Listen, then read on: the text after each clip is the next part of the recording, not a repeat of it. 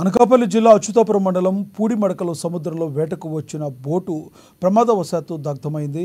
విశాఖపట్నంకు తెలకల వీధికి చెందిన బడే సూర్యనారాయణకు చెందిన బోటులో వేట నిమిత్తం 7 మత్స్యకారులు బోట్లో వెళ్లారు.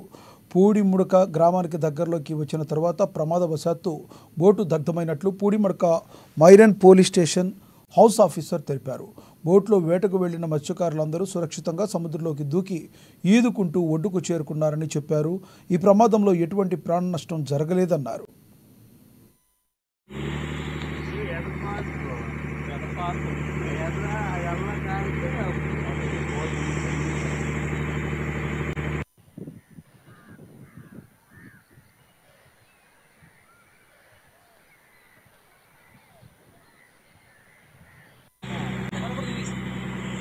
మళ్ళీ బాలా